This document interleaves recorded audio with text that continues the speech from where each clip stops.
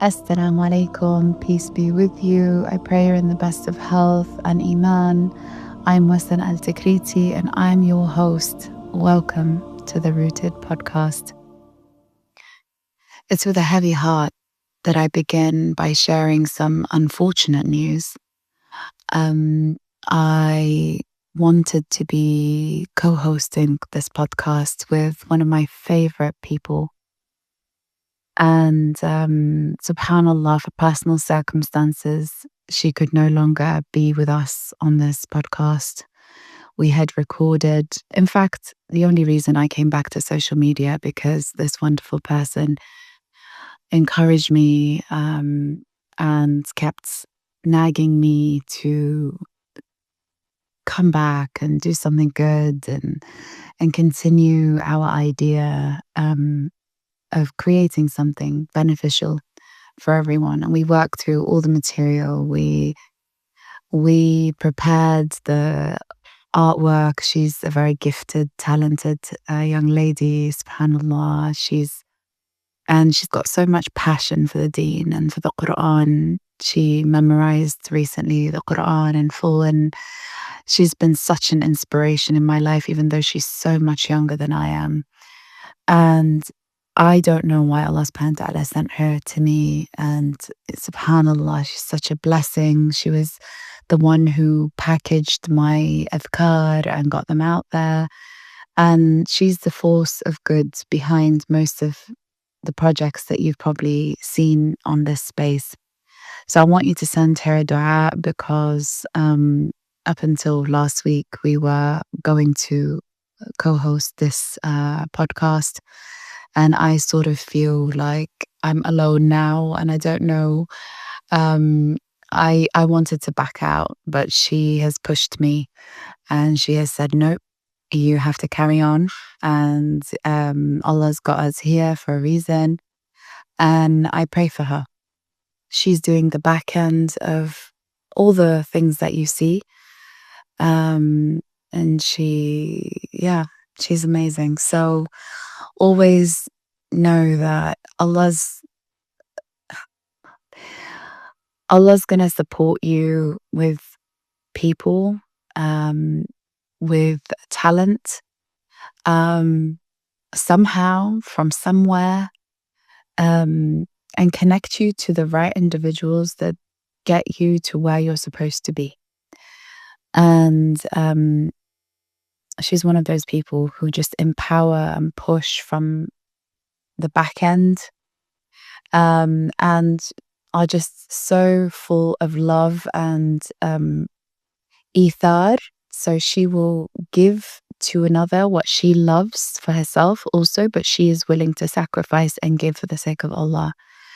And so I don't think I've said enough to express my love and my gratitude to Allah for having her in my life. I have to say also, and we were going to say this in how we came to connect on Instagram, it was that when she was only 19 years old, I was still in Doha, Qatar, when she actually sent me a message saying, "Can I do anything to help you? I am so, I'm experimenting with design, and I illustrate and I do things." Basically, she's very creative. And, if I can support with anything at all. And she starts to say to me, "Do you want to send me a recitation? And I can see if I can do anything with it." So I just loved how she was always so positive and optimistic and passionate. And yeah, it's amazing how in our deen and in Islam, we know that we do not have to be at the fore of a project to be receiving the reward. You could be doing something completely invisible to everybody else, and yet Allah subhanahu wa ta'ala gives you greater reward than everyone else. So always trust where you are and what phase you're on, or what phase you're at, and what path you're on. And just keep renewing your intention and asking Allah subhanahu wa ta'ala for sincerity and acceptance. Allahumma ameen. I'll start from here.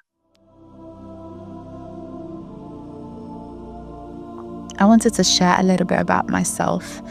Some of you might have followed my journey on Instagram these past 10 years, and others might just be joining and getting to know who I am and getting to know more about our podcast, which I'm very excited about. Inshallah, it's beneficial, and you join us on this windy journey because it's not going to be straightforward. We are learning as we go, and I'd love to say this is going to be a concise intro, but if you get to know me, you'll realize that nothing is concise with me. I love to take you on a journey and through different chapters of an experience, of a book, of a whatever you want to call it. So here we are. We'll start at the top. I love the ayah where Allah subhanahu wa ta'ala says, وَجَعَلْنَاكُمْ شُعُوبًا وَقَبَائِلَ لِتَعَارَفُوا. Allah has created us in nations and tribes so that we may get to know one another. So part of our purpose as believers on this earth is to get to know one another, and that's what we are also trying to do on this podcast. So I am originally from Iraq. My parents were born and grew up in Iraq, and I was born in the UAE in Abu Dhabi. And I had moved to the UK. I moved when I was 4 or 5 years old. And when I think back to that time, it was a huge transition for me as a child at that age. I didn't know English. It was a culture shock. And I was very much proud of my Islam and my deen. And so it was a big culture, it was a big shock to my system. I still remember we moved initially to a village that was not very diverse, very scenic and beautiful, but not diverse. And I remember they'd forced me to hold my fork with my left hand rather than my right. And they wouldn't let me hold it with my right, which was bizarre. And I still remember having an absolute meltdown, something I would not do because I was very mature for my age. But they had to call my parents and my family in to pick me up. I couldn't communicate with them why I had to hold the fork in my right hand, but I was adamant that this was not going to happen. I was not going to hold it in my left hand. It was little things like that. It was me telling other children that we're all made of clay because other children would have existential questions and that they had to choose if they wanted to go to Jannah or to otherwise, to hellfire. It was very black and white in my mind, and I think I had some very hardcore teachers, mentors in my life. Hint, hint to my siblings who were experimenting with, indoctrinating me at the time. I'm the youngest of five, and my siblings are older than me. So this is my sister who's just older than me, is a decade older than me. So it was, it's interesting because they were obviously bringing up this child and teaching whatever they were learning at the time, but they didn't know how it was.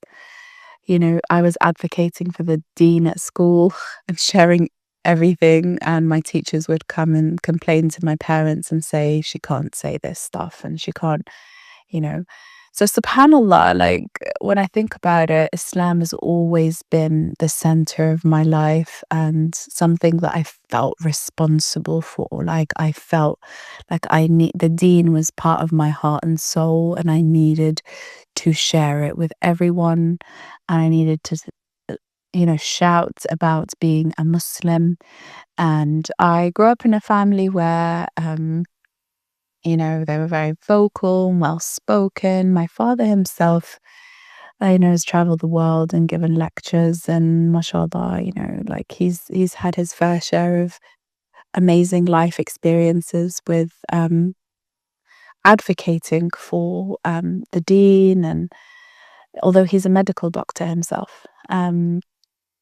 So I grew up in an atmosphere where I realized I was being exposed, now looking back, I was being exposed to a lot of adult, mature conversation, debates, and discussions. And the news, I realized my peers had no clue about the world, whereas I was so clued up and I knew what was going on. And so it's interesting looking back now because I didn't really play. I didn't have siblings my age, but I was engaged in thinking, in really planning how I was going to serve and volunteer and give my time.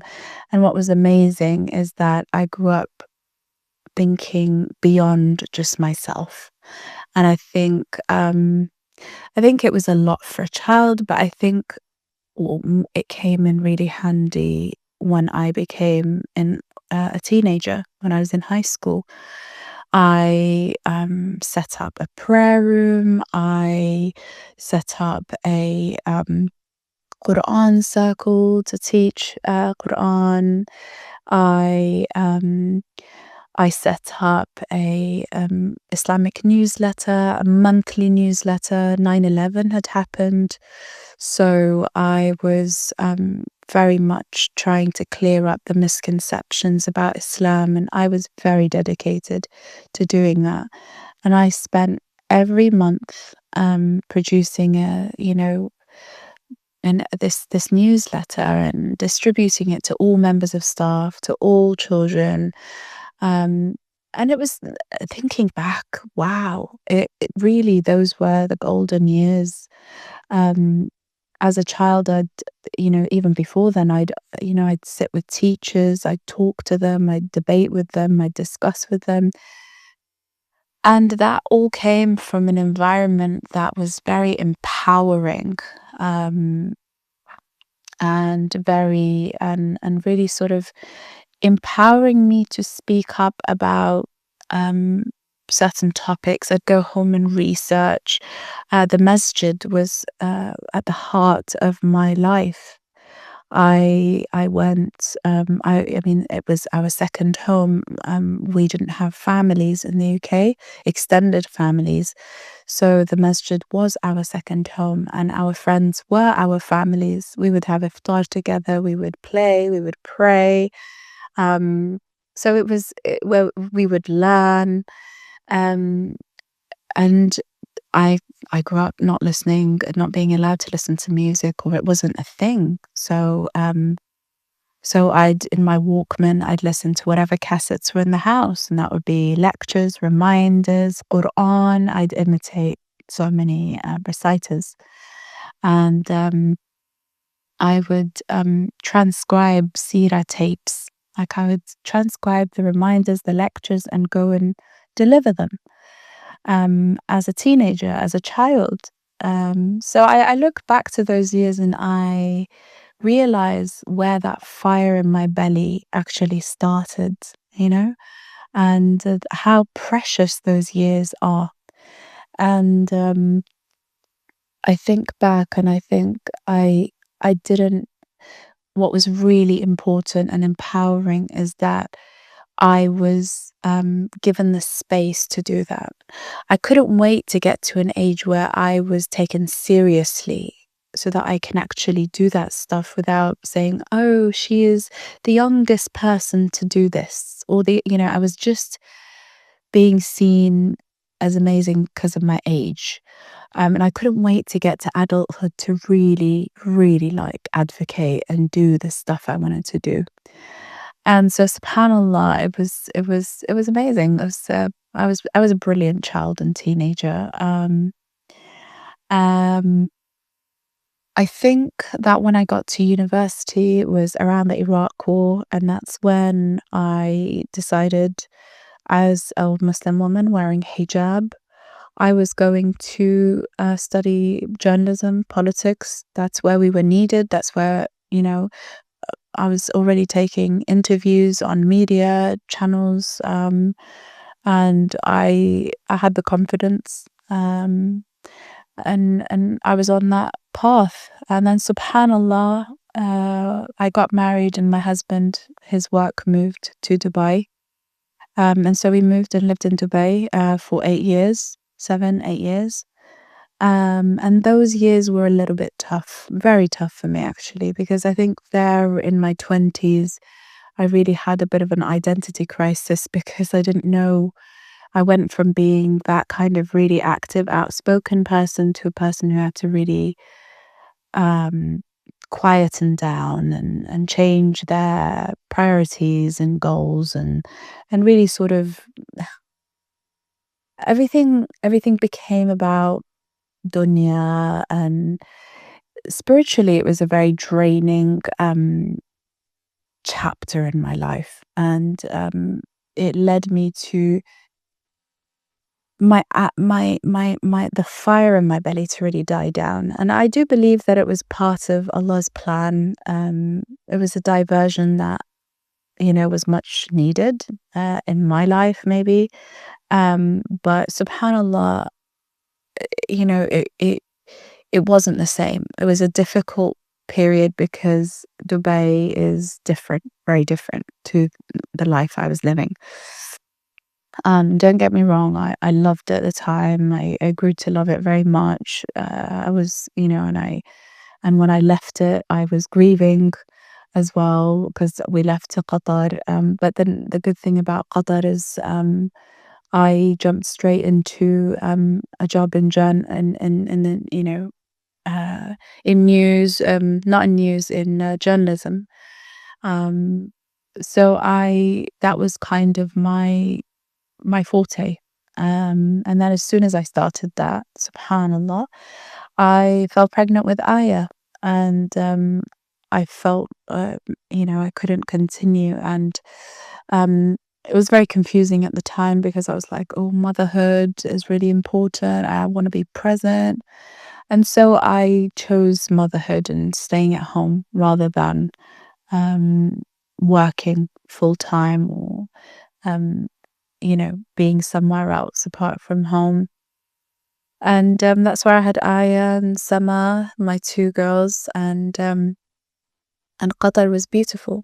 Qatar, for those of you who followed my journey, it was difficult at the beginning as well. It's difficult because of motherhood and different phase of life, but from it came so many beautiful, beautiful things. And I think through my journey, I have always tried to cultivate community.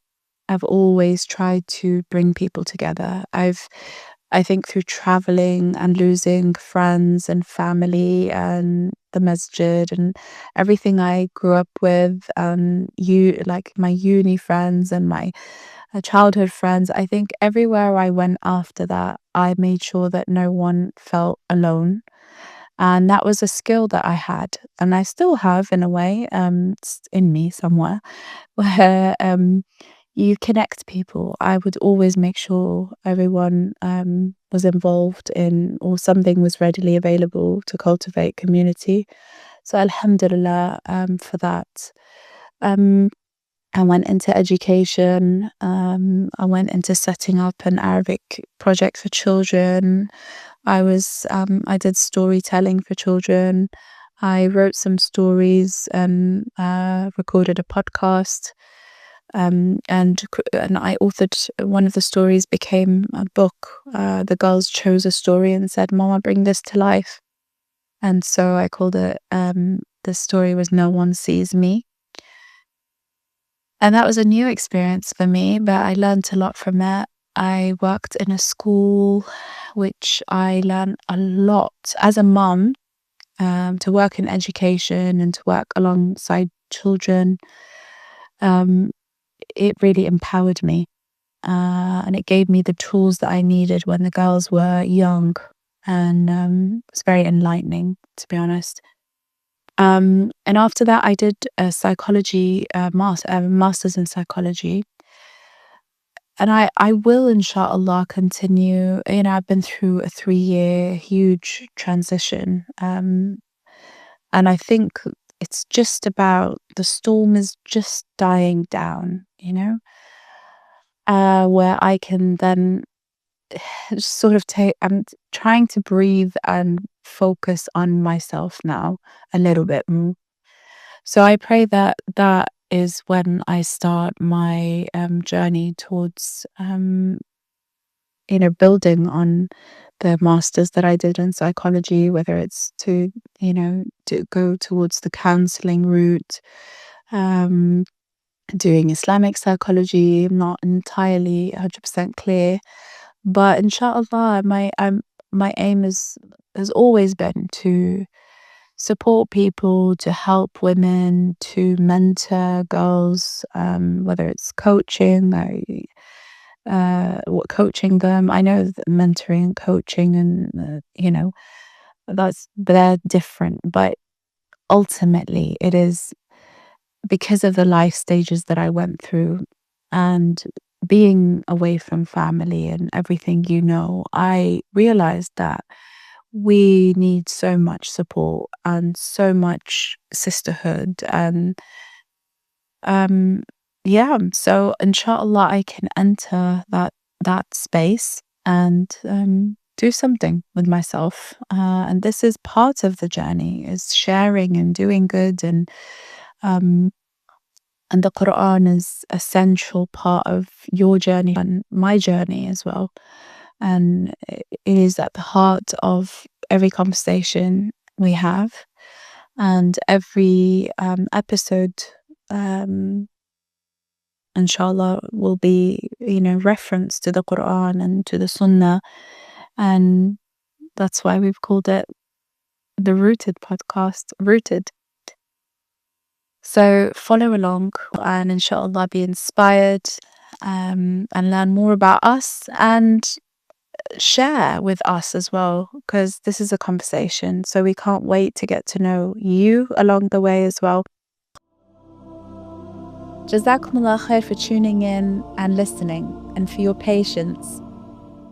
I hope that many of you have found this episode and introduction enjoyable, refreshing, and inspiring somewhat. I wish that our sister, my dear friend, was with us to interject and add to the conversation and add her own introduction so that you get to know what an amazing person is behind all of this. Please send dua her way, and Allah is the best of planners. And I ask that if you enjoyed this episode, to share it with your loved ones and friends, and also to be generous with your comments and feedback. And if you have any questions, Jazakumullah khair. Wassalamu alaikum.